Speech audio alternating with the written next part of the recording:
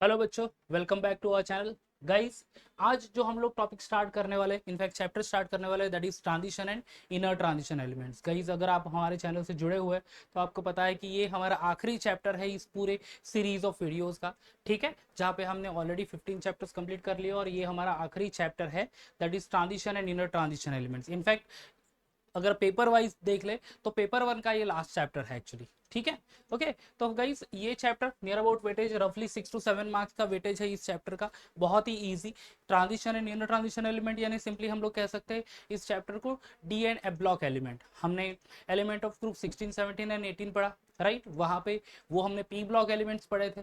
अभी हम लोग डी ब्लॉक एलिमेंट्स की स्टडी करने वाले हैं एंड एफ ब्लॉक एलिमेंट्स की स्टडी करने वाले हैं। तो guys, without wasting a time शुरू करते हैं फिर introduction part of this transition elements, inner transition elements. ठीक है, as I said, transition elements क्या है दोस्तों? ट्रांजिशन एलिमेंट्स होते हैं डी ब्लॉक एलिमेंट्स। ठीक है, ये क्या है बच्चों? तो these R D block elements. ठीक है,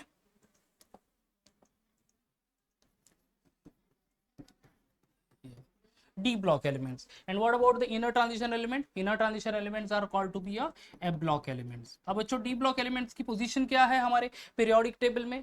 पीरियोडिक टेबल में पोजीशन D block की क्या है एग्जैक्टली? तो गाइस, D block की पोजीशन है जो कि ग्रुप एग्जैक्टली सेंटर में है वो चीज, राइट। तो आप से कह सकते group number 3 to group number 12 ये हमारा डी ब्लॉक एलिमेंट हुआ। ठीक है, group number 3 to group number 12, तो ये पोजीशन हो गई बच्चों ग्रुप नंबर 3 टू से 12, 13 से लेके 18 तक तो p block element, and 1 and 2 s block element. तो ग्रुप 3 टू 12 में बिलोंग्स करेंगे p block elements, d block elements. And period कौन सा है? Period number 4th to 7th। ठीक है, पीरियड नंबर 4 टू 7। तो ये 3 टू 12 ग्रुप। एंड अगर आप से हॉरिजॉन्टली चले जाओ तो फिर पीरियड नंबर 4, 5, 6 एंड 7, तो ये 4 पीरियड में। एंड ग्रुप नंबर 3 टू 12, ऐसे ये नंबर ऑफ ग्रुप्स में आपको डी ब्लॉक एलिमेंट्स मिलेंगे। अब बच्चों, इस डी ब्लॉक एलिमेंट्स में जैसे मैंने कहा कि फोर्थ पीरियड में एक सीरीज मिलेगी आपको from left to right of the periodic table, fifth period में, सिक्स पीरियड में, सेवेंथ पीरियड में। तो हर एक सीरीज का एक स्पेसिफिक नाम है बच्चों। स्पेसिफिक नाम क्या है? That is 3D series, 4D series, 5D series, 6D series. ठीक है, सो सीरीज ऑफ एलिमेंट्स 10-10 एलिमेंट्स होंगे हर एक सीरीज में, जहां पे 3D, 4D, 5D, 6D। अब ये ऐसे 3D, 4D, 5D क्यों कहते हैं? बिकॉज इस 3D सीरीज में जो भी एलिमेंट्स हैं उनका वैलेंस इलेक्ट्रॉन 3D ऑर्बिटल में एंटर करेगा। ठीक है, कौन से ऑर्बिटल में? 3D ऑर्बिटल में। नेक्स्ट सीरीज में valence electron will enter into 4D orbital, उसके बाद 5D ऑर्बिटल, उसके बाद वाली सीरीज में 6D ऑर्बिटल, और इसीलिए स्पेसिफिक नाम दे दिया है, that is 3D series, 4D series, 5D series and 6D series. बच्चों, इस पर्टिकुलर चैप्टर में, ठीक है, हम लोग लर्न कौन सा करने वाले हैं? हम लोग सिर्फ और सिर्फ लर्न करने वाले हैं 3D सीरीज को। ठीक है, हम लोग सिर्फ और सिर्फ 3D सीरीज यानी वो जो 10 एलिमेंट है जो स्टार्ट होता है फ्रॉम एटॉमिक नंबर 21 एंड होता है एटॉमिक नंबर 30 से, यानी स्कैंडियम से लेके कॉप जिंक तक। ओके, तो ये 10 एलिमेंट की हम लोग स्टडी करने वाले। तो गाइस, शुरू करते हैं उसी की study of 3D series of D block element. ये बच्चों 3D सीरीज है।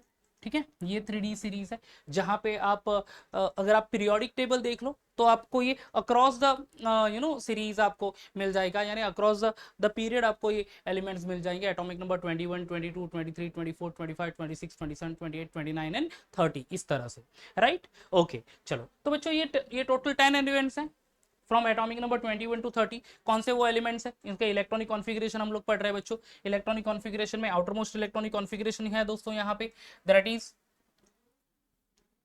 3D 1 to 10, 4s2। ठीक है, 4s2, 3D 1 to 10, यानी 4s ऑर्बिटल में 2 इलेक्ट्रॉन जाएंगे एंड देन 3D ऑर्बिटल में 1 से लेके 10 इलेक्ट्रॉन वहां पे एंटर होंगे। अंडरस्टूड? ओके, तो scandium is the first element having the atomic number 21, 22 that is titanium, 23 vanadium, 24 chromium, manganese 25, iron that is Fe 26, cobalt 27, nickel 28, copper 29 and zinc 30। बराबर है? तो ये total atomic number along with that this one elemental symbol। ठीक है। अब बच्चों यहाँ पे इलेक्ट्रॉनिक कॉन्फ़िगरेशन में हमने ये देखा, ये outermost shell electronic configuration है। यहाँ पे बच्चों हमें फोकस करना है expected electronic configuration and observed electronic configuration. तो पहले शुरुआत कर लेते बच्चों, that is expected electronic configuration के ऊपर, राइट। अब एक्सपेक्टेड इलेक्ट्रॉनिक कॉन्फ़िगरेशन में है दोस्तों, देख लो, देखो स्कैंडियम एटॉमिक नंबर 21, जो पहले 18 इलेक्ट्रॉन है दोस्तों, ये एग्जैक्टली इलेक्ट्रॉनिक कॉन्फ़िगरेशन शो करता है कौन सा, नियरेस्ट नोबल गैस का, कौन सा, that is argon. 1s2 2s2 2p6 3s2 3p6। अगर मैं यहाँ पे लिखूं तो देखो 1s2 2s2 2p6 3s2 3p6, ये टोटल 18 इलेक्ट्रॉन्स होंगे। 2 + 2 4 + 6 10 + 2 12 + 6 18, यानी ये इलेक्ट्रॉनिक कॉन्फ़िगरेशन ये फिक्स है, दैट इज ऑफ आर्गन। ठीक है, तो हम लोग सिंपली कंडेंस इलेक्ट्रॉनिक कॉन्फ़िगरेशन लिखेंगे, जहां पे ये पूरा चीजें नहीं ना लिख के हम लोग सिंपली स्क्वायर ब्रैकेट में आर्गन लिख देंगे। ठीक है, तो आर्गन का सिंबल दे दिया इन स्क्वायर ब्रैकेट। बाकी बचेंगे 3 इलेक्ट्रॉन, 18 तो हो गए, अभी 3 बचे हैं। 21 एटॉमिक नंबर है, यानी 21 इलेक्ट्रॉन्स है, तो उसमें से 18 तो electronic configuration shows of that argon only. Rest of the 3 electrons, 2 जाएंगे 4s में और 1 जाएगा 3d में। अब आप शायद आप सोच रहे होंगे कि 3d में ही क्यों नहीं, एक third shell of d orbital है और fourth shell of s orbital है, तो 3d में ही 3 इलेक्ट्रॉन क्यों नहीं चले गए, क्योंकि d ऑर्बिटल तो मैक्सिमम 10 इलेक्ट्रॉन होल्ड करता है। बट बच्चों, according to the Aufbau principle, electron entering into lower energy orbital और उसके बाद वो हायर एनर्जी ऑर्बिटल में जाता है। 4s की एनर्जी कम है compare to 3d orbital. I repeat, हाँ, 4s की एनर्जी कम है कंपेयर टू 3d ऑर्बिटल, और इसके वजह से बच्चों होता क्या है कि पहले इलेक्ट्रॉन 4s ऑर्बिटल में चले जाएंगे and rest of the electron will go into the 3d orbital. ठीक है, तो guys, argon 3d1 4s2, titanium के लिए 3d2 4s2, ये 4s2 तो कॉमन ही रहेगा, 3d3 3d4 3d5 3d6 3d7 3d8 3d9 3d10, इस तरह से ये एक एक इलेक्ट्रॉन बढ़ता जाएगा d ऑर्बिटल में। This is expected electronic configuration of all these elements from scandium to zinc. ठीक है, अब बच्चों यहाँ पे ऑब्जर्व्ड इलेक्ट्रॉनिक कॉन्फ़िगरेशन, ये बहुत बहुत इंपॉर्टेंट है दोस्तों। ठीक है, जहाँ पे ऑब्जर्व्ड इलेक्ट्रॉनिक कॉन्फ़िगरेशन हमें अच्छे से समझना होगा। दो जो एलिमेंट है मैं यहाँ पे जस्ट हाईलाइट कर रहा हूँ, ये देख लो, ये क्रोमियम है और कॉपर, ये दो एलिमेंट्स। ठीक है, कौन सा, क्रोमियम एंड कॉपर, इन दोनों का इलेक्ट्रॉनिक कॉन्फ़िगरेशन डिफरेंट होगा compare to observed electronic configuration, expected electronic configuration. First, scandium observed and expected is same, titanium observed expected same है, then vanadium observed and expected is same. अब ये दोस्तों आ गया next, that is of chromium. अब chromium का atomic number है 24, expected electronic configuration 3d4 3d4 4s2। But अब बच्चों होता क्या चीज है यहाँ पे, अब देखो d ऑर्बिटल में टोटल 10 इलेक्ट्रॉन्स हो सकते हैं, बराबर है। अब अगर 10 इलेक्ट्रॉन नहीं पॉसिबल, ठीक है, if not possible to have that 10 electrons, at least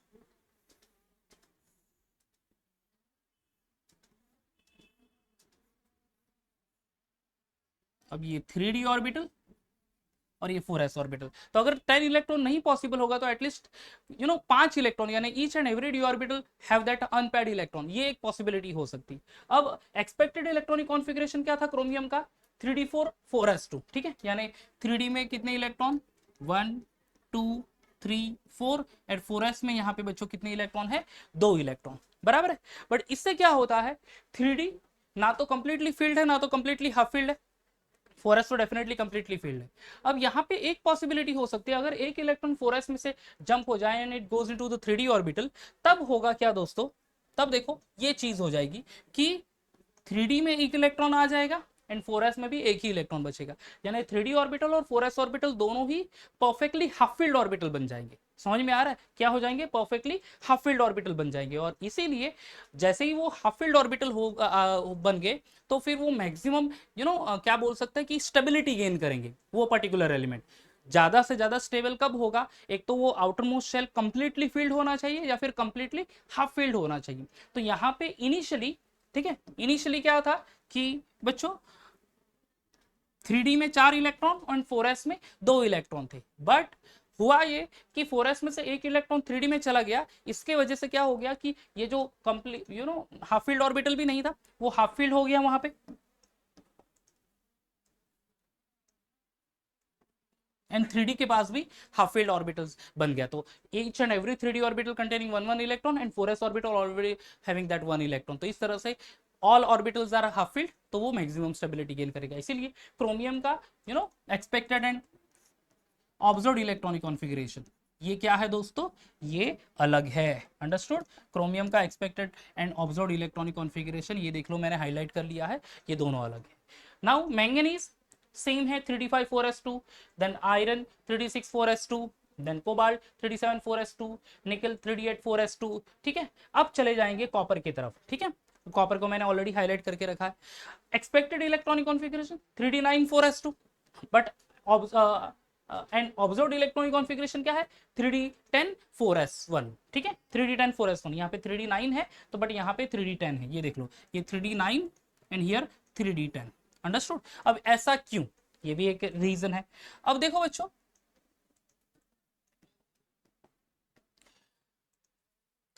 expected electronic configuration देख लेते हैं। यहाँ पे 1 2 3 4 5 6 7, ये 8 एंड ये 9, और 4s में यहाँ पे एक इलेक्ट्रॉन इस तरह से था। ठीक है, अपोजिट डायरेक्शन में दिखाएंगे, that will be better actually, या इस वे से बराबर है। ये observed expected observed electronic configuration 3d9 4s2, but होगा वही कि 3d9 है तो फिर ना तो ये कंप्लीटली हाफ फील्ड है ना तो कंप्लीटली फील्ड है, 4s तो फील्ड है ऑलरेडी, बट अगर एक इलेक्ट्रॉन 3d में चला जाएगा तो 4s हाफ फील्ड बन जाएगा एंड 3d ये कंप्लीटली फील्ड बन जाएगा। और इसीलिए बच्चों होता क्या है कि एक इलेक्ट्रॉन 4s में से चला जाएगा 3d में एंड 4s तो हाफ फील्ड बनेगा, तो 3d orbital is become completely filled and 4s half filled. अगर हाफ फील्ड हो या कंप्लीटली फील्ड हो, मैक्सिमम स्टेबिलिटी गेन कर लेगा वो element, and that's why to have that maximum stability only 3d में 10 इलेक्ट्रॉन आ जाएंगे और 4s में सिर्फ एक, बाकी फिर जिंक 3d10 4s2, यहाँ पे भी 3d10 4s2। तो दो एलिमेंट के ऊपर हमें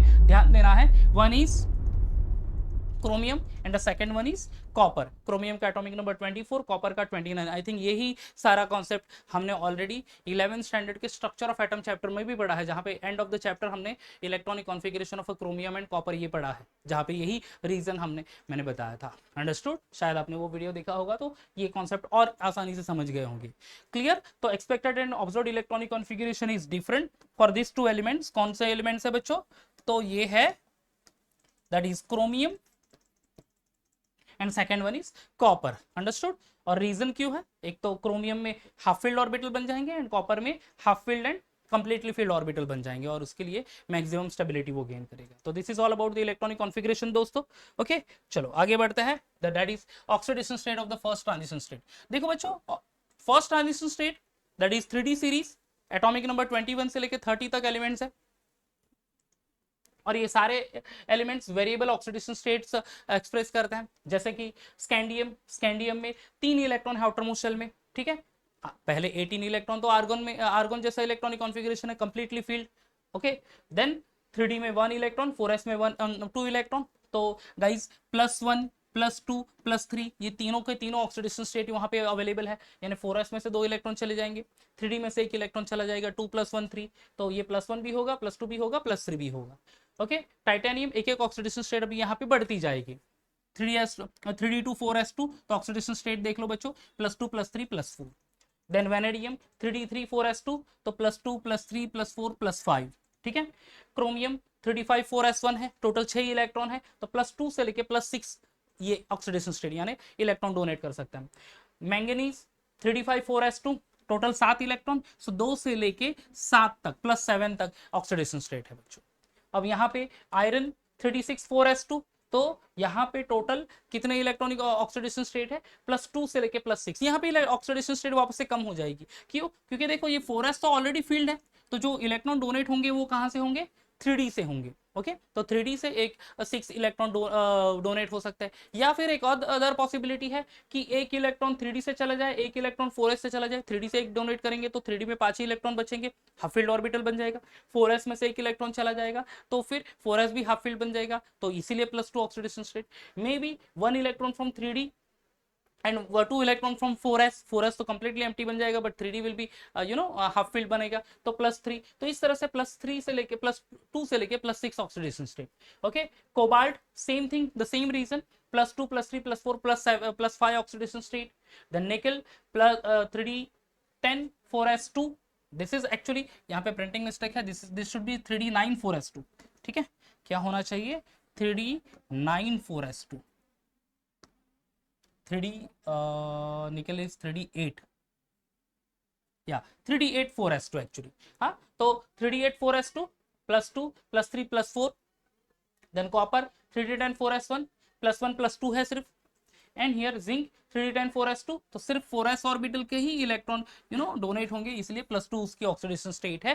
3d तो कंप्लीटली फिल्ड है तो will remain as it is. तो ये वेरिएबल ऑक्सीडेशन स्टेट बच्चों एक्सप्रेस होती है of this d block element, specially 3d series. कौन सी सीरीज है ये दोस्तों? ये सीरीज है 3d series, understood? 3d series जो कि एटॉमिक नंबर 21 से लेके 30 तक, स्कैंडियम से लेके जिंक तक है। क्लियर हो गया ये ऑक्सीडेशन स्टेट के बारे में? ओके, आगे चलते हैं। अभी trends in the atomic properties of the first transition series, ठीक है? ट्रेंड्स इन प्रॉपर्टीज हम लोग पढ़ेंगे बच्चों। पहली प्रॉपर्टीज है atomic and the ionic radius. अब देखो बच्चों, पी ब्लॉक एलिमेंट में ग्रुप वाइज स्टडी हमने की थी, 16 ग्रुप, 17 ग्रुप, 18 ग्रुप। ग्रुप में जैसे जैसे आप फ्रॉम डाउन द ग्रुप चलोगे एटॉमिक नंबर बढ़ेगा, एटॉमिक नंबर बढ़ रहा है, और वो जो outermost I mean valence electron है वो न्यू शेल में ऐड हो रहा है, अंडरस्टूड? जैसे शेल ऐड होती जाएगी down the group, atomic size बढ़ेगा, एटॉमिक साइज बढ़ रहा है तो यहाँ पे क्या हो रहा है, atomic radius and ionic radius भी इंक्रीज होता है। ये कहाँ पे है? ग्रुप में है। बट हम लोग ये जो सीरीज पढ़ रहे हैं ये एक स्पेसिफिक पीरियड के लिए पढ़ रहे हैं। This 3D series is present in the 4th period, ठीक है? पीरियोडिक टेबल में आप देख सकते हैं कि 4th पीरियड में आपको ये 3D सीरीज मिलेगी, यानी आपको अक्रॉस द पीरियड आप उसकी स्टडी करने वाले हो, राइट? अब यहाँ पे बच्चों एटॉमिक एंड आयोनिक रेडियस कभी भी डिक्रीज होगा, ठीक है? Atomic and ionic radius decrease हो गया due to increase in effective nuclear charge,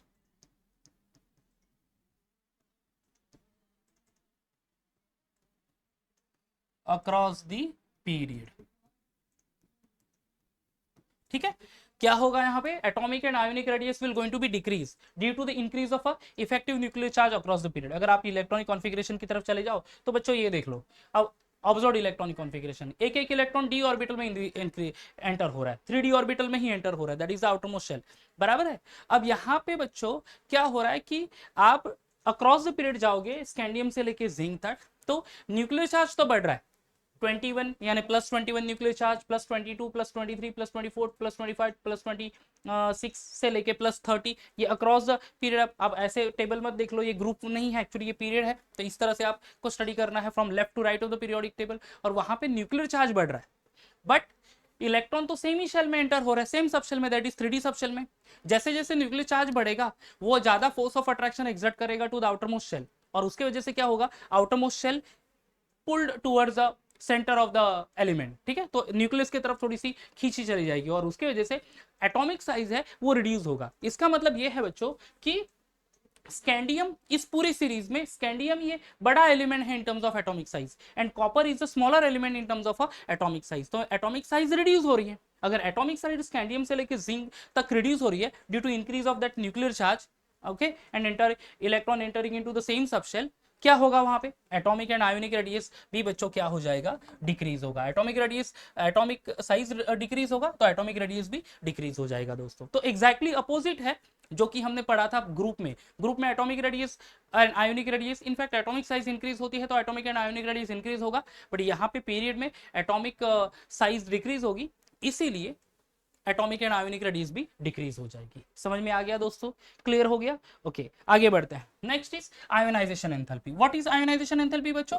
energy required to remove outermost shell electron. अब हमने अभी पढ़ा कि एटॉमिक रेडियस, एटॉमिक साइज जो है डिक्रीज हो रही है, bigger size element top of the या left of the periodic table, and जैसे जैसे आप राइट साइड पे चले जाओगे इस तरह से फ्रॉम हियर 21 22 25 से लेके 30 तक, तो फिर वहां पे एटॉमिक साइज रिड्यूस होती जाएगी। तो across the period atomic size reduce हो रही है, तो बच्चों क्या होगा? आयोनाइजेशन एंथैल्पी इंक्रीज होगी या डिक्रीज होगी? यहाँ पे आयोनाइजेशन एंथैल्पी इंक्रीज होगी। ग्रुप के एग्जैक्टली अपोजिट वर्क करेगा ये। Ionisation enthalpy is going to be increases, reason वही है जो मैंने यहाँ पे लिखा, due to increase of nuclear charges across the period, understood? So ionisation enthalpy is going to be increase. हाँ जी, डन। अब ये मेटालिक कैरेक्टर, अब बच्चों मैक्सिमम एलिमेंट्स है ये मेटल्स है। अब मेटालिक कैरेक्टर क्यों है, क्योंकि वो दो रीजन है बच्चों, यहाँ पे आयोनाइजेशन एंथैल्पी एक तो लो है and the second one is they are having vacant d orbital. ठीक है, उनका जो डी ऑर्बिटल है वो वैकेंट ऑर्बिटल है। यहाँ पे आप देख सकते हैं इलेक्ट्रॉनिक कॉन्फ़िगरेशन में भी कि एक टोटल 10 इलेक्ट्रॉन वो होल्ड कर सकता है, बट सिर्फ एक ही इलेक्ट्रॉन है। यहाँ पे 2 इलेक्ट्रॉन, 3 4 5 6, तो वैकेंट डी ऑर्बिटल है एंड यहाँ पे लो आयोनाइजेशन एंथैल्पी है। अंडरस्टूड। सो ये दो रीजन की वजह से ये सारे मेटालिक स्पीसीज है। ओके, आगे बढ़ेंगे। Next is magnetic property. अब बच्चों ये यहाँ पे मैग्नेटिक प्रॉपर्टी में बेसिकली हम लोग पढ़ेंगे कि डायमैग्नेटिक सब्सटेंस है या पैरामैग्नेटिक सब्सटेंस है। मैक्सिमम्स आर पैरामैग्नेटिक सब्सटेंस और मैग्नेटिक प्रॉपर्टी ये एग्जर्ट करते हैं ये सारे elements due to one reason only, जो है प्रेजेंस ऑफ अनपेयर्ड इलेक्ट्रॉन। क्या है बच्चों, यहाँ पे अनपेयर्ड इलेक्ट्रॉन प्रेजेंट है। आप देख ही सकते हैं यहाँ पे again in the electronic configuration D orbital में सिर्फ सिंगल इलेक्ट्रॉन है, ये 2 इलेक्ट्रॉन 3 इलेक्ट्रॉन, तो अनपेयर्ड इलेक्ट्रॉन है मैक्सिमम केसेस में। और due to the presence of maximum unpaired electron they do have that magnetic property. Most of are paramagnetic, यानी because of that presence of unpaired electron. And few of the elements are ferromagnetic also, क्योंकि वो strongly attract होता है towards the magnetic field. ठीक है, तो ये magnetic property carry करते हैं। नेक्स्ट बच्चों that is colour. Maximum ions ये कलर्ड आयंस है बच्चों। कलर्ड आयंस क्यों है, बिकॉज जब भी ये एलिमेंट जनरली क्या करता है कि ये एलिमेंट्स से कह सकते हैं कि विजिबल रीजन से कुछ particular wavelength of light absorb कर लेते हैं। ठीक है, they use to absorb the particular wavelength of light from the visible region and due to that region क्या हो जाएगा, electron will be shifted into the next energy level. Electron lower energy level से higher energy level पे चले जाते हैं। वो actually होता है डी ऑर्बिटल में ही, क्योंकि आउटरमोस्ट शेल डी ऑर्बिटल ही डी शेल है। Understood. So the D within the D shell only there is a transfer of electron from lower energy orbital into the higher energy orbital and for that only, और you can say complementary to that, there will be a presence of और presence of some color to that ions। understood। तो guys यहाँ पे एक ही reason आपको लिखना है जो कि मेजर रीजन है, due to d d transition. Transition यानी क्या बच्चों, to change. Okay, so due to d d transition. Catalytic property, catalyst तो हमने पढ़ा ही है कि catalyst increase the rate of reaction, but बच्चों क्यों कैटालिस्ट इंक्रीज करता है रेट ऑफ रिएक्शन, क्योंकि उनमें एबिलिटी होती है to decrease the activation energy of the reaction system.